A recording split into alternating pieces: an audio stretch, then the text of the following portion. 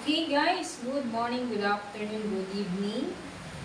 Ako po si Coach Christine, nag-aaral ng naturopathy para sa natural na paraan ng gamutan. Paano gagaling sa natural na kaparaanan? Yan.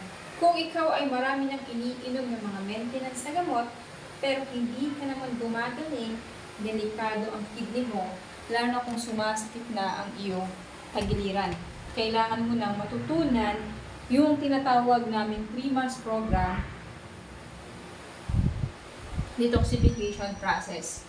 Ito ang tamang paraan ng paglilinis ng colon dahil ang colon po natin ang pinakamaruming parte ng ating katawan. Share niyo po sa mga kakilala niyo na merong nararamdaman para mas maintindihan po nila kung paano nagkakasakit ang mga tao. Pag sinabing pharmaceutical, ibig sabihin ng pharma, chemical. Pag sinabing chemical, toxin. Ceutical is function. So, ibig sabihin, yung chemical, yun yung function. Toxin na pinapasok mo sa ating katawan. Ano ba yung pharmaceutical? Ito yung gamot na nabibili sa butika. So, 1800s lang naman po yan na-invento. Noong unang panahon ni Jesus Christ, ang buhay ng tao umaabot ng 900 plus. Bakit? Ano ba ang kinakain nila? Alkaline. Alkaline food. Ano ba yung alkaline food? Yan yung pagkain ng prutas at gulay. Fruits and vegetable. Tama? So, ito po yung kinakain po noon ng panahon natin.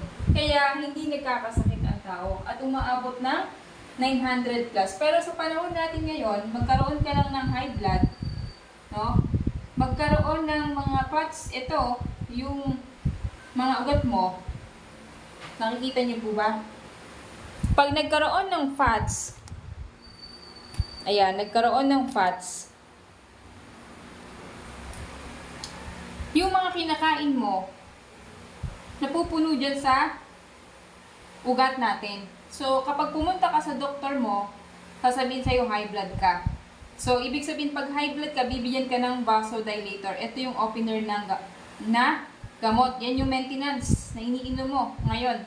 Ilang taon ka na nagme-maintenance, di ba? So, pag uminom ka sa umaga, bubuka. Pag gising mo sa gabi, pag tulog mo sa gabi, liliit.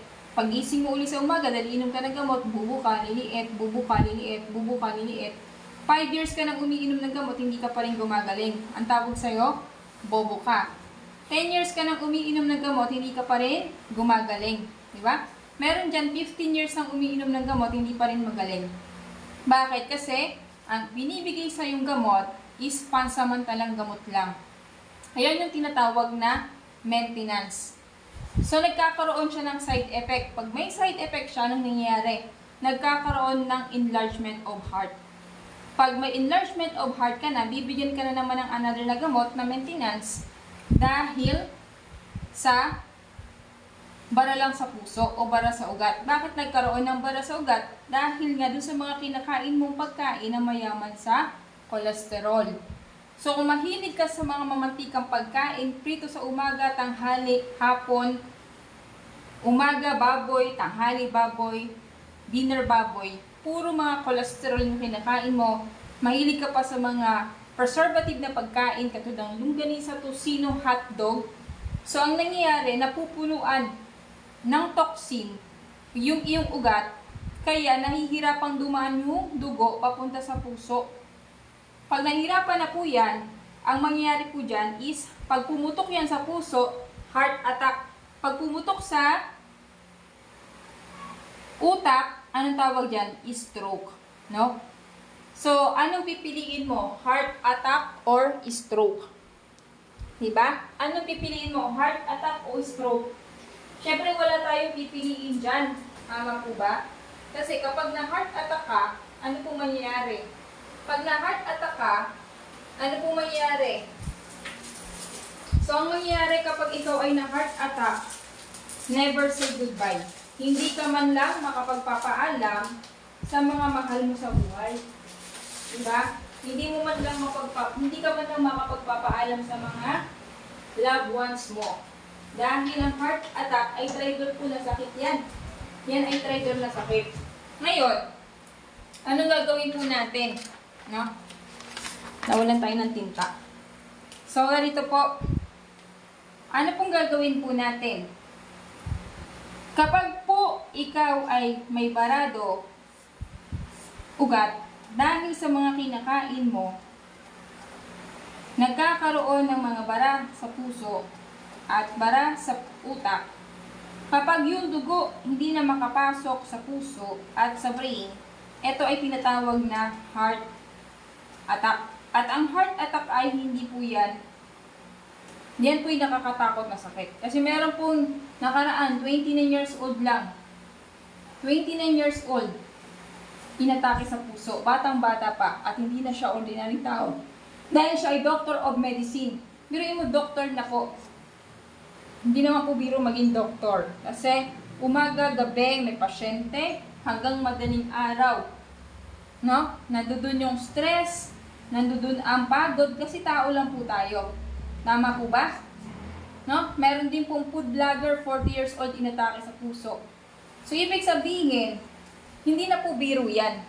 Kaya mas maganda po na ngayon pa lang mag-detox na po tayo. Kailangan po natin alagaan ang ating sarili. Kapag po yung puso mo, dahil sa pag-inom mo ng vasodilator, yan yung maintenance na gamot, di ba? So, 5 years, 10 years, 20 years ka nang umiinom, hindi ka pa rin gumagaling. So, nagkakaroon siya ng side effect, nagkakaroon ng enlargement of heart, bibigyan ka naman ng another gamot. After nun, nasira na po yung iyong liver.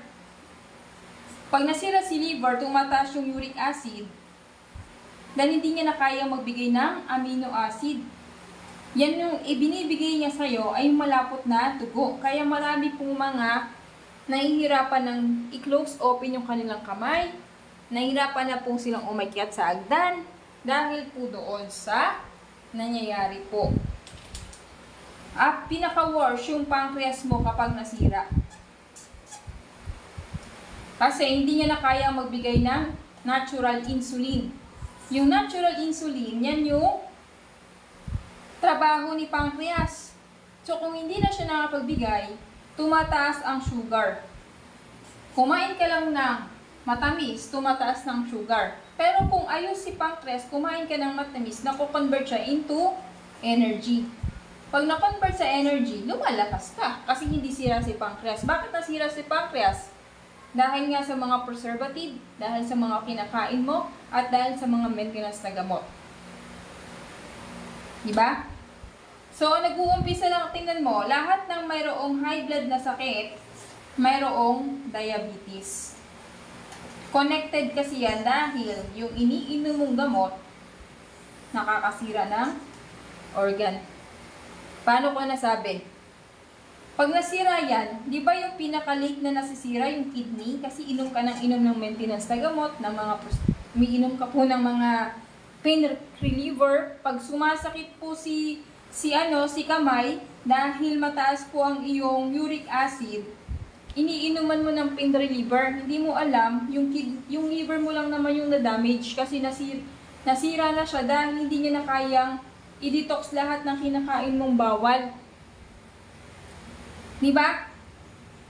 Kain ka ng kain ng mamantikang pagkain, kain ka ng kain ng mga chichirya, kain ka ng kain ng mga fast food. Mahilig ka sa preservative juices, mahilig ka sa cobra, sa soft drinks. So, yung liver mo, napunuan na ng toxin, hindi niya na kaya.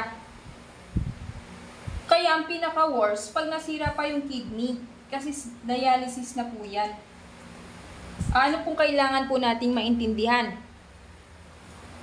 Sa nutraceutical, pag sinabing nutraceutical, ito ay tinatawag na natural. Ano ba yung natural? Ito yung pagkain ng alkaline na pagkain. Sa panahon natin ngayon, ang prutas at gulay, safe pa ba? Hindi na. Bakit? May pesticide, may chemical din yan. Kaya yung kumakain ng prutas at gulay, pero dapat hindi mo niluto sa apoy. Kasi kung niluto mo sa apoy, acidic na po yan. dapat hilaw. Sabihin mo, magbe-blender na lang po ako ng fruits and vegetable. Ang tanong, may chemical ba yan sa pag-process? Di ba, pag tinanim yan, nilalagyan ng chemical para mabuhay. So, hindi pa rin safe. Tama po ba? Kaya, mas maganda na yung safe po ang inumin natin. Kaya, meron po kami tinatawag na pre-guidelines. Paano po yun? Pag nag-avail po kayo ng aming 90 Days Detox Program, ito ay tamang combination ng mga supplement, tamang dosage. Kasi kailangan combination yan. Hindi pwede isang supplement lang. Kaya may nagtatanong, Coach Christine, bakit nainom naman ako ng supplement pero di ako gumagaling? Mayroon ka bang coach? May nagtuturo ba kung ano yung mga dapat kainin, kung anong bawal? Di ba wala? Ikaw lang? Nag-aral ka ba? Di ba hindi naman? So sa amin, pinag-aralan namin yan. Ano yung mga tamang combination? Ano yung tamang dosage? So, kailangan lang natin linisin yung colon natin. Kasi yung colon natin ang pinakamaruming parte ng ating katawan. Pag marumi ang colon, may mga bakterya po yan. Yung bakterya, yan yung nagiging sanhi ng sakit at cancer. Di ba, buhay ka pa, binuuod ka na. May namumuhay na dyan sa colon mo, lalo na kung hindi ka dumudumi araw-araw, tapos yung dumi mo, ganyang kanipis, parang ganito. Parang kanisingipis ng pentel pen natin, kasing haba, o kasing nipis. Ibig sabihin, yung colon mo, meron ng mga bara-bara dyan. Tumigas na dumi. Kaya pag dumudumi ka, hindi na makadaan. Dito na siya dumadaan sa gilid. Kapag hindi mo inagapan, lalagyan ka dito ng butas sa tagiliran. Diba? Kaya mas maganda na mag-avail ka ng ating pandetox. Pag nag-avail ka ng pandetox natin, sabihin mo mahal, mahal po siya, pero mas mahal po magpa-opera ng colon. Magkano magpa-opera ng colon? Umaabot ng 200K. Meron po akong kakilala, vlogger po siya, 60 years old, babae. Pumapayat siya, hindi siya nakakadumi, araw-araw. Minsan lang siya dumumi, tapos binaliwala niya. Hindi na po niya kayang tiisin yung pain, nagkaroon ng pain. Sabi ko nga po, pag stage 1, stage 2, no pain. Pag stage 3, stage 4, may pain na po yan. Diba? Ngayon, dahil hindi na kaya yung pain, pumunta sa hospital. Mayroon na pala siyang stage 4 colon cancer. Ang sabi, ooperahan siya 200,000. Pag hindi inoperahan, 6 months lang ang itatagal na buhay. Yung mga anak nagpanik. Pumirma man ng waiver, pinaoperahan yung magulang. Yung nanay nila pinaoperahan. After 1 hour ng operasyon, hindi na nagising. Hindi ginaya yung operasyon, namatay. Diba? Gumastos ng 200,000 pero namatay naman. Tama po ba? So ano pong kailangan nating maintindihan? Meron po tayong detox na natural. Na iinumin mo lang to, lalabas yung toxin. So ito ay combination. So magre-range lang siya pag 90 days. Pag 90 days ang pinili mo, nagre-range lang yan ng 30K. Pero pag 30 days ang pinili mo, nagre-range lang yan ng 10K. So anong pipiliin mo? Yung 30K? 10K o yung 200K na risky. Tama po ba? At marami na po tayong natulungan na after uminom po nito, nag-detox. After uminom, nag-detox po. Kung malapit ka lang sa area namin, pwede po kayong magpa-schedule ng aming check-up, QMRA. Yung QMRA po natin, yan ay machine na hawakan mo lang ng 1 minuto, makikita yung health status mo from head to foot. Ang isang per head po ay 500. Kung malapit ka lang po dyan, pwede tayong mag-meet up sa Robinson South. No? Mag-comment ka lang ng how para naibigay ko yung details. San Pedro, Laguna. Yan, sa Galleria po yan. So, ito kasing machine na to, makikita ko may cholesterol na, madumi na ang colon. Pero kung alam mo na yung sakit mo, constipated, pwede hindi ka na magpa-QMRA. Kasi meron tayong program po dyan. Para yan ay matulungan kaagad. Kapag constipated, wag mo baliwalain kasi pwede po yan na lumala. Kaya mas maganda na mag-take action ka kaagad.